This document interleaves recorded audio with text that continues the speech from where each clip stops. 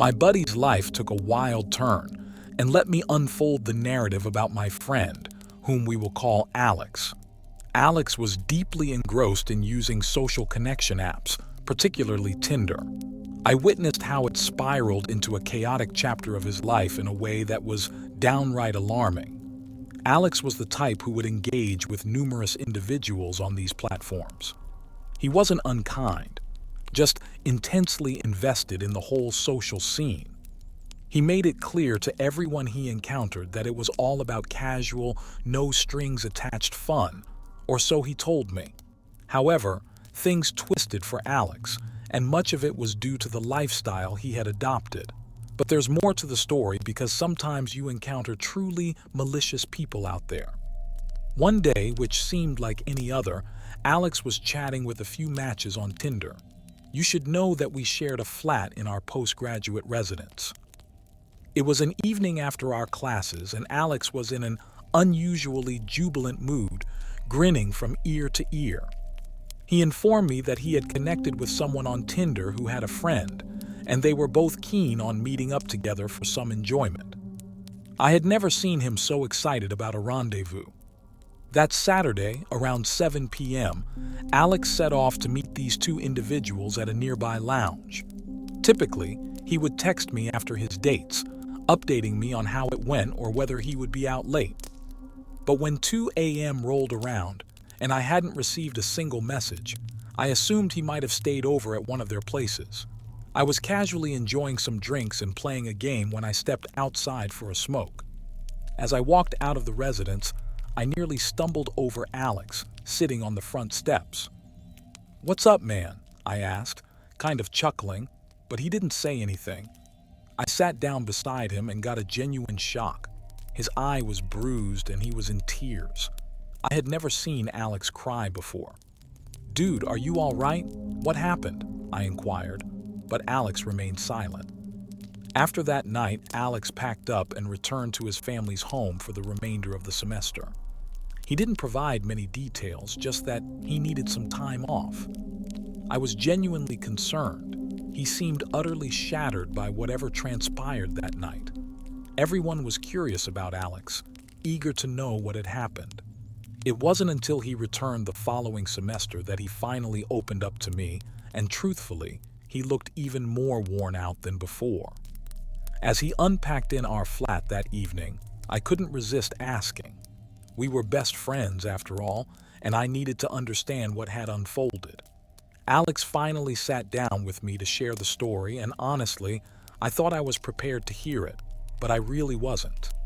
That night, when he went to meet those two individuals, he headed to the lounge they had chosen. Amidst the pulsating lights, someone grabbed him and dragged him into the restroom. This person, clad in a dress, made Alex assume it was one of the Tinder matches. However, once inside the bathroom, another person pushed him against the wall and struck him forcefully, rendering him unconscious. When Alex came to, his wallet was missing, his clothes were disheveled, and he was bleeding slightly. To be blunt, his backside was in pain. Overwhelmed with shame and distress, Alex decided to keep it to himself and headed home to process what had happened. During his routine health checkup, something he did annually, the final blow struck him. Alex discovered he had contracted a serious health condition. This should serve as a cautionary tale for everyone. Have fun, but always prioritize safety. Think twice before meeting strangers you've only interacted with online, as there are individuals seeking to exploit others. Witnessing what happened to my best friend Alex every day, I can attest that it's a situation you wouldn't wish upon anyone.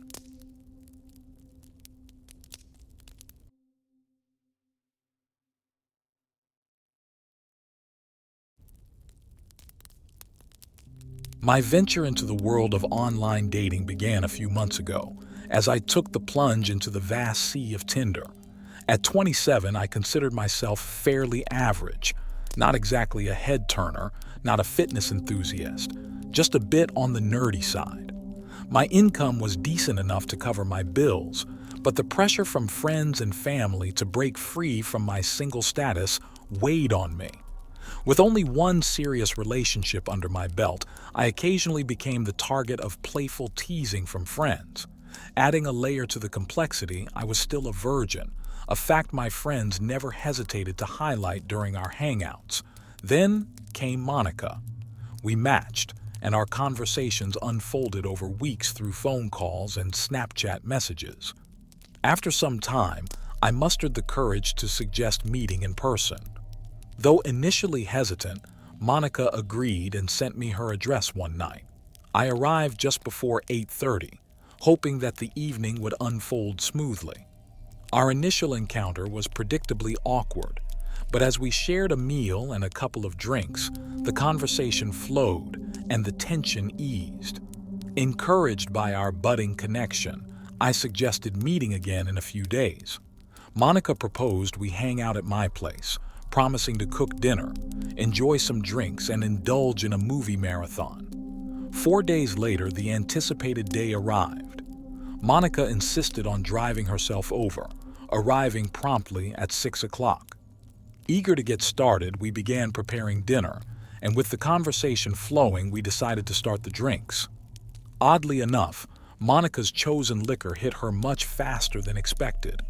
Concerned, she urged me to switch to her drink of choice.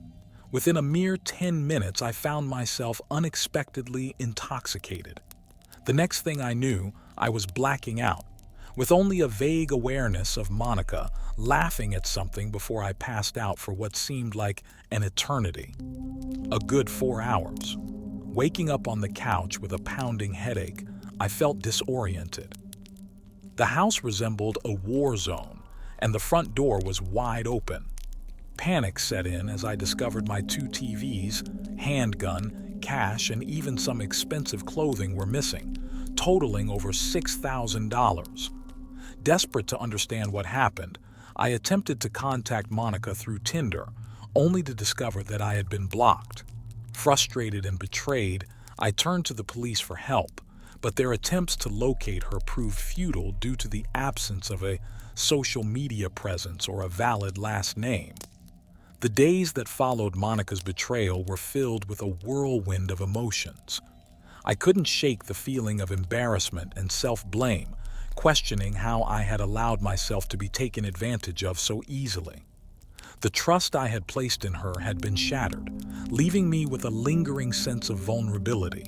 Friends and family, who had initially encouraged me to break out of my comfort zone, now offered sympathetic glances and consoling words. The weight of their concern only deepened the ache of the betrayal. Haunted by the incident, I decided to delve into self-improvement and self-reflection. I sought solace in the support of close friends who empathized with my experience. Together, we explored avenues of personal growth, from engaging in new hobbies to attending social events that catered to my interests. The journey towards healing was slow, but the commitment to evolving beyond this setback became a driving force in my life. As I gradually rebuilt my sense of trust and self-worth, the scars of that fateful night remained etched in my memory. The financial setback prompted a meticulous review of my security measures, urging me to be more vigilant in safeguarding both my physical and emotional well-being.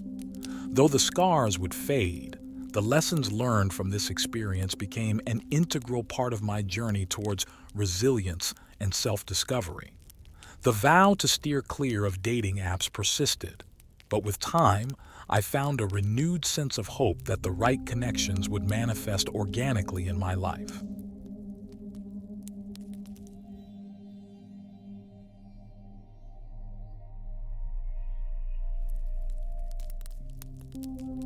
In the expansive world of online dating, I found myself swiping right on Tinder, hoping to uncover a connection with someone intriguing. Little did I know that this decision would catapult me into a surreal adventure with a mysterious woman, taking me on a roller coaster of bizarre events. Our initial encounter took place in a restaurant, where she immediately struck me as a bit spacey, speaking in hushed tones. Despite the oddities, we engaged in a conversation that I could barely hear. As the night concluded, The customary hug or mention of future plans was amiss. She walked away, only to return as if she had forgotten the basic human courtesy of bidding farewell. It should have been a red flag, but my curiosity propelled me forward into the unknown. Our second date led us to a cinema screening of Annihilation. Strangely, she freaked out during the movie, covering her eyes at scenes that weren't particularly frightening. At the theater bar, she struggled to process the visuals she had just witnessed. It was during this perplexing moment that she revealed a weekend reservation under a different name than her dating profile. The mystery deepened, and I began to wonder if I should have ended it right then and there. Undeterred, I agreed to another date. Arriving at her place, tucked away in an alley, I was initially impressed by the well-furnished apartment. However, the atmosphere took a peculiar turn when her massive dog obeyed her every command with an unnerving precision. The roommate, wielding a black roll of knives, added to the overall unease. As he sharpened his blades, I couldn't help but question the sanity of the situation. Despite my instincts urging me to leave, I stayed, only to be left questioning her true intentions. Subsequent dates unfolded with a mix of emotional distance and strange occurrences. It became increasingly clear that our connection wasn't as strong as I had initially hoped. During a post-movie discussion, she casually revealed her profession as a psychologist. With an uncanny ability to analyze my psyche, she effortlessly left me emotionally exposed. As I contemplated making a move at her place, the sight of the knives and her dominance over her dog triggered a primal fear. I fled, convinced that I had narrowly escaped a potentially dangerous situation. In retrospect, a friend suggested that her odd behavior and the roommate's antics were likely attempts to scare me away. Perhaps her livelihood depended on maintaining distance in her personal life. Regardless, the surreal experience left me questioning whether I had narrowly avoided a dangerous encounter or if it was all a product of my overactive imagination. The uncertainty lingered, marking this bizarre tale as one for the books. As weeks passed, the enigmatic woman continued to linger in my thoughts. Despite the peculiarities of our interactions, I found myself drawn to the mystery that surrounded her. Intrigued by the unanswered questions, I contemplated reaching out for closure or an explanation. Eventually, curiosity got the better of me, and I decided to meet her one more time. Our rendezvous took us to a quaint cafe, a neutral ground where the peculiarities of her apartment and the intimidating roommate were absent. We engaged in a candid conversation, and she opened up about her past, revealing the complexities of her life.